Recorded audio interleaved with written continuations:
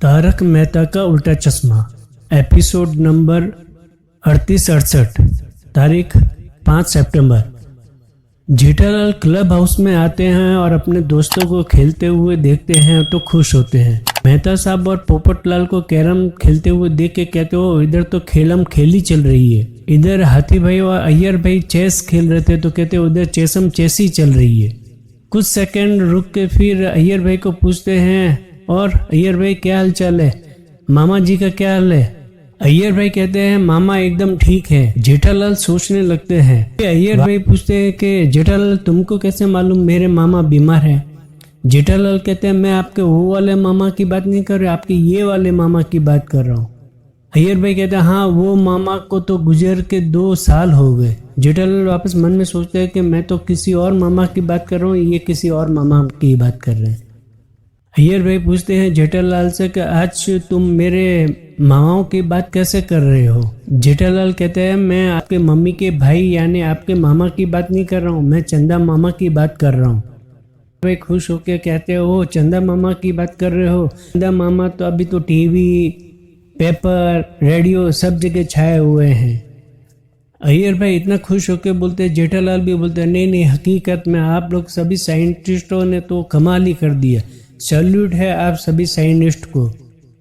वे हाथी भाई कहते हैं सच में Iyer proud of you.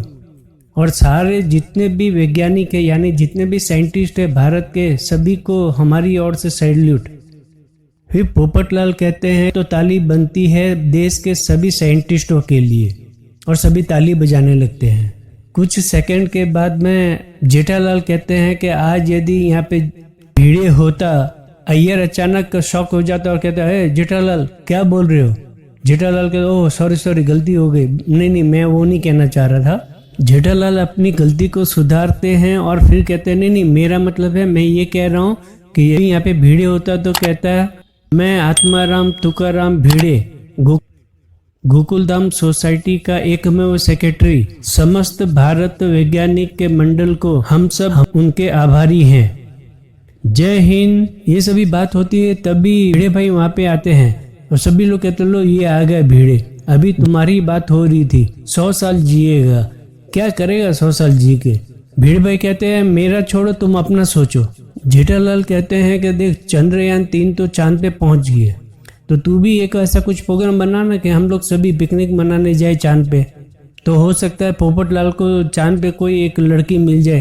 Popatlal एकदम खुश हो जाते हैं और हंसते हुए देखते रहते हैं। मेहता साहब कहते हैं कि लोगों को तो चांद से बीवी मिलती है, अब तो पोपटलाल को चांद पे बीवी मिलेगी। भिड़े भाई का उतरा हुआ चेहरा देख के जेठालाल कहते हैं क्यों इतना उदास है भाई, थोड़ा हंसना, सब लोग हंस रहे तो तू क्यों उदास है। हमारा में कहावत है जे हंसे एनु घर वसे, मतलब जो हंसता है उसका घर बसता है। भिड़े भाई कहते हैं कि मुझे सिखाने की कोशिश मत करो। भिड़े भाई के गुस्से में बात करना जेठालाल को थोड़ा समझ में नहीं आता। जेठालाल कहते हैं कि भाई तू ऐसे बात क्यों कर रहा मेरे साथ में। भिड़े भाई कहते हैं कि तुम मुझे मत सिखाओ कैसे बात करनी है, तुम जाके टप्पू को सिखाओ कि बड़ों के साथ में कैसे बात करते हैं। जेठा भाई कहते हैं हुआ क्या बोल तो सही। भिड़े भाई कहते हैं कि तुम जाके टप्पू से ही पूछो कैसे बात की मेरे साथ में। जेठालाल बोलते हुआ क्या बोल तो सही।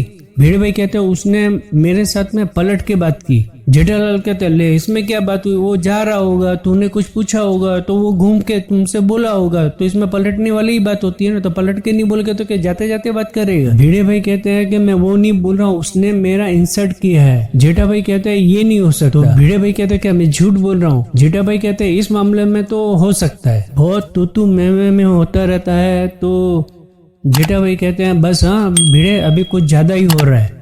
भिड़े भाई कहते हैं हाँ वही कहता हूँ, जिस तरह से मुझे यहाँ पे बोल रहा है ना वैसे जाके अपने बेटे से बात कर और बता उसको कैसे बात की जाती है बड़ों से। बीच में मेहता साहब आते हैं और ये झगड़े को शांत कराने की कोशिश करते हैं। भिड़े भाई कहते हैं कि जैसा बाप वैसा बेटा। टप्पू जितना बचपन में शरारती था, जितनी बदमाशी करता था, आज भी वो वैसा ही है, जरा भी नहीं सुधरा ना जरा भी बदला। जेठालाल कहते हैं कि तुझे कुछ और काम धंधा है ही नहीं है, जहाँ मौका मिला कि तू वहाँ पे टप्पू की शिकायत लेके या मुझसे झगड़ने के लिए चालू हो जाता है। इतना सभी बोल के जेठालाल जाने लगता है तो मेहता साहब कहते हैं कहाँ जा रहे हो। भिड़े भाई कहते हैं जाने दो, हो सकता है वो टप्पू को समझाने जा रहा होगा। जेठालाल गुस्से में एकदम लाल पीला होके अपने घर पहुंचते हैं। इधर चाचा जी सोफे पे बैठ के कुछ किताब पढ़ रहे होते हैं।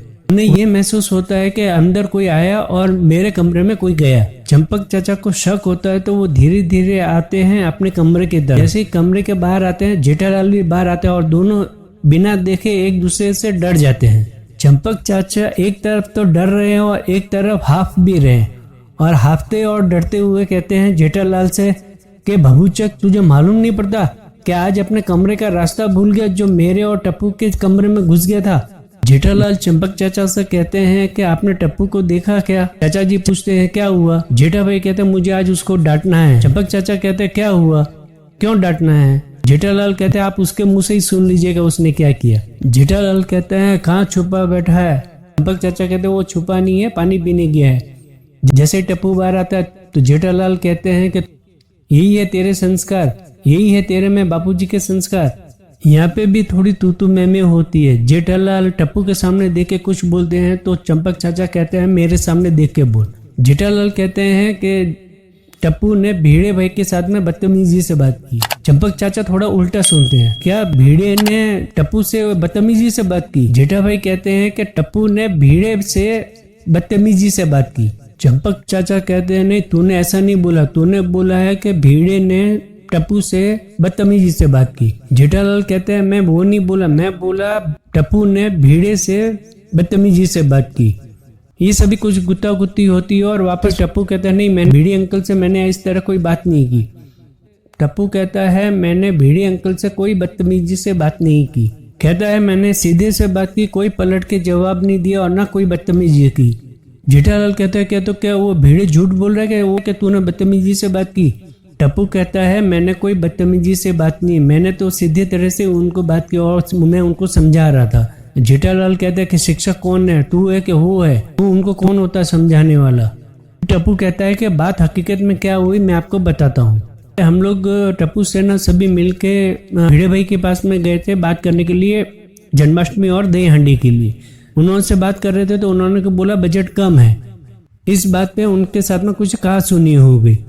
जेठालाल कहते हैं कि जब उन्होंने बोला कि बजट कम है तो वहां से ओके अंकल बोल के निकल जाना था, उनको समझाने की जरूरत क्या थी? फिर टप्पू कहता है कि यदि आपको ऐसा लग रहा है कि मैंने सामने बोला या उनको ऐसा लग रहा है मैंने सामने बोला तो मैं उनसे माफी मांग लूंगा। जेठा भाई कहते हैं माफी मांग लूंगा नहीं, मैं फोन लगा रहा हूँ अभी इसी समय उनसे माफी मांग। और जेठा भाई फोन लगा के टप्पू को देते हैं। इधर भिड़े भाई फोन उठाते हैं और कहते हैं ये जेठालाल का फोन है, यदि उसने मेरे साथ में झगड़ा किया ना तो आज मैं उसको छोड़ूंगा नहीं। माधवी भाभी कहती है पहले फोन तो उठाओ। भिड़े भाई कहते हैं हाँ बोलो जेठालाल।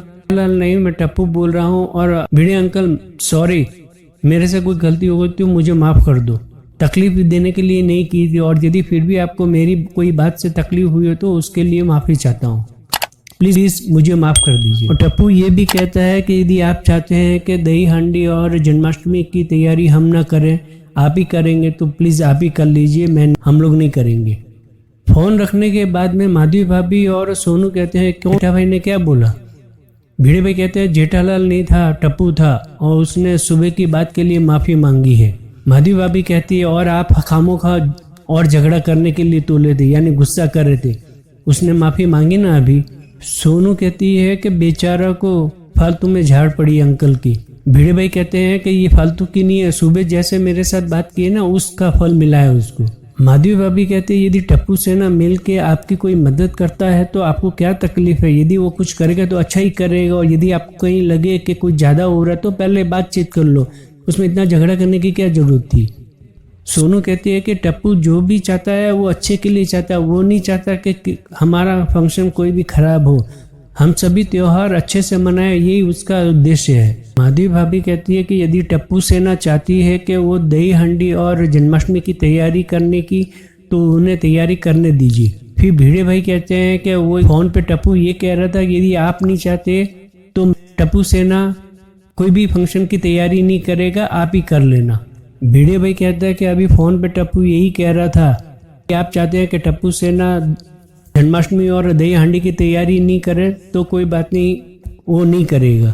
माधवी भाभी कहती है भिड़े भाई से तो आप क्या कहना चाहते हैं, अभी क्या बोलना है आपको? लेकिन भिड़े भाई कोई जवाब नहीं देते। माधवी भाभी खड़ी होती है और कहती है चलिए उनके घर पे जाके बात करते हैं। भिड़े भाई कहते हैं क्यों उनके घर पे जाना है। माधवी भाभी कहती है वहाँ पे घर पे जाके कहेंगे टप्पू से कि दही हांडी और जन्माष्टमी की तैयारी तुम कर रहे हो। भिड़े भाई कहते हैं नहीं मैं नहीं जाऊँगा घर पे। भिड़े भाई और माधवी भाभी जाते हैं जेठा भाई के घर पे। इधर जेठा भाई टप्पू को कुछ ना कुछ समझा रहे होते हैं तो चाचा जी कहते हैं क्या अभी इतना समझा रहा भाई, हो गया ना, बात हो गई, माफ़ी मांग लिया, अभी क्यों इतना बोले जा रहा है। तभी दरवाजे की घंटी बजती है। टप्पू कहता है मैं जाता हूँ दरवाज़ा खोलता हूँ। जेठालाल कहते हैं बापूजी से अभी कौन आया होगा। चंपक चाचा कहते हैं कि मुझे क्या मालूम कौन आया होगा, मैं कोई CCTV कैमरा हूँ कि दरवाजे पर लगा हूँ और देख रहा हूँ कि कौन आ रहा है कौन जा रहा है।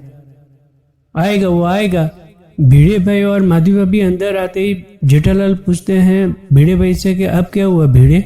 माधवी भाभी कहती है जेठा भाई से कि ये कुछ टप्पू से कहने आए हैं। टप्पू कहता है कि कहिए ना भिड़े अंकल क्या कहना चाहते हैं। भिड़े भाई कहते हैं कि मैं यही कहने आया हूँ कि जन्माष्टमी और दही हांडी की तैयारी तुम लोग करोगे, यानी टप्पू सेना करेगी। टप्पू इस बात को सुन के बहुत खुश हो जाता है। भिड़े भाई कहता है लेकिन बजट का ध्यान रख के ही करना है सब कुछ। टप्पू कहता है आप उसकी चिंता मत करिए, सब बजट के अंदर ही होगा। बात ये पूरी होती है तो जेठालाल पूछते हैं भिड़े भाई से कि अचानक तुम्हारा हृदय परिवर्तन कैसे हो गया। फिर कहते वो माधवी भाभी ने तुझे समझाया होगा। भिड़े भाई कहते हैं कि माधवी ने मुझे मेरा सुविचार समझाया था, सुविचार के बारे में बताया था। भिड़े भाई कहते हैं कि सजा देने वाले से माफ कर देने वाला बड़ा होता है। जेठा भाई कहते हैं कि चलो इसी बात पे मैं भी तुझे माफ करता हूँ। भिड़े भाई कहते हैं किस बात के लिए माफ कर रहा है। जेठा भाई कहते ओहो भूल गया, क्लब हाउस में जिस तरह से आपने मेरे साथ में बात की थी उच्च स्वर में, उस लिए। तो भिड़े भाई कहते हो जैसे मेरे साथ तो विनम्रता से बात की थी। चाचा जी कहते हैं दोनों एक साथ एक दूसरे को माफ कर दो करके बोलो, यानी इंग्लिश में कहते हैं कि दोनों सॉरी बोल दो। जेठा भाई कहते हैं माफ किया। फिर जेठा भाई चाचा जी से कहते हैं देखो अभी तक उसने नहीं बोला। फिर जेठा भाई कहते हैं सॉरी तो बोल। मुझे ये बात यहाँ पे समझ में नहीं आई कि ये डायलॉग किस हिसाब से है। जब माफ कर दिया तो वापस क्यों बोलते कि इंग्लिश में सॉरी बोलो। क्या हिंदी का महत्व नहीं होता कि इंग्लिश का ज़्यादा महत्व होता है। माफ़ी कर दो, माफ़ी दे दो या सॉरी बोल दो, बात तो एक ही होती है ना। क्या इंग्लिश में बहुत अच्छी तरह से माफ़ी होती है। ये सिर्फ मैं अपनी तरफ से एक बात कर रहा हूँ, इस बात का सीरियल से कोई लेना देना नहीं है। ये सभी बहस पूरी होती है और फिर भिड़े भाई और माधवी भाभी घर से चले जाते हैं। भिड़े भाई जाते जाते ये बोलते हैं कि खास करके बजट का ध्यान रखना। जेठा भाई कहते हैं बजट का खास करके ध्यान रखना। भिड़े जाते जाते अभी बोल के गया है कि बजट का खास ध्यान रखना करके, नहीं तो बाद में ऐसा नहीं हो कि फिर उसके लिए मगजमारी हो। पूरी टप्पू सेना मंदिर पे जमा होती है और फिर टप्पू कहता है कि इस बार हम लोग दही हांडी और जन्माष्टमी की तैयारी बहुत धूमधाम से करेंगे, इसमें कोई शक नहीं रहना चाहिए। गोगी कहता है हमें जल्द से जल्द तैयारी शुरू कर देनी चाहिए। तो सोनू कहती है हाँ तैयारी तो तब करेंगे ना जब वो गोली आएगा। तभी गोली वहाँ पे आता है, कहता है कि नाश्ता करने में देरी हो गई, चलो चलो अभी बोलो क्या तैयारी करनी है। फिर टप्पू कहता है कि जन्माष्टमी है तो श्री कृष्ण जी यानी भगवान जी का दर्शन करते हैं और दर्शन करके फिर हम लोग तैयारी शुरू करते हैं।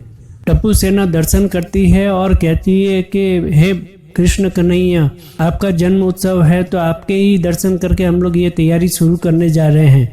हम सभी को आशीर्वाद दो कि ये कार्यक्रम बहुत अच्छे तरीके से हो।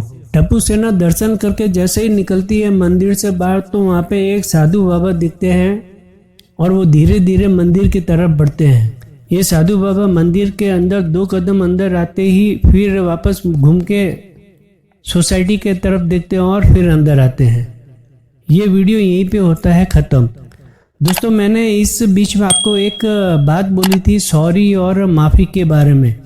आपका क्या कहना है मुझे कमेंट में ज़रूर बताएं। अपडेट रहने के लिए मेरे इस चैनल को लाइक करें, शेयर करें और यदि आप नए हैं तो सब्सक्राइब करें और बेल आइकॉन बटन को क्लिक करें और पाए सबसे पहले नोटिफिकेशन। धन्यवाद।